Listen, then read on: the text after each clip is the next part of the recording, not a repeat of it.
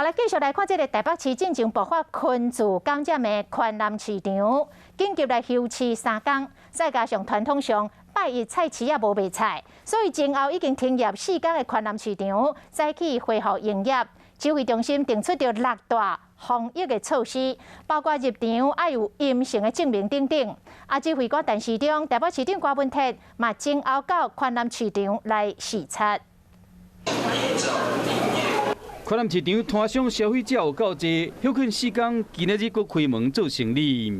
7月8号还要再验一次，摕阴性证明，也是用手机顶面的健康证明确定 PCR 是阴性，摊商甲工作人员才会使入去营业做生意。这是宽南市场发生群聚感染了后，指挥中心所定出来6大恢复营业的条件之一。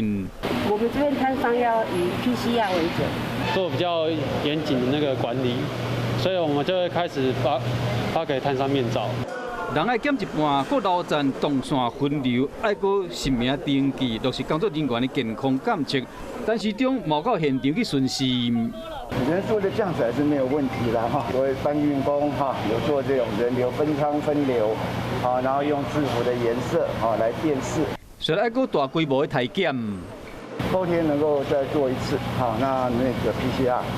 那整个希望把这个传播链哈，在这一次就能够把它断掉。是讲无偌久之前，做去看宽南市场，是安怎？宽南市场恢复营业的头一天，台北市长郭文铁无做伙来，晚1点钟才到现场，听主治会说明各项分流管制措施。虽然讲市政府解释讲是因为开市政会议，2人才无做伙到现场，这2人无见面，互外界真侪联想。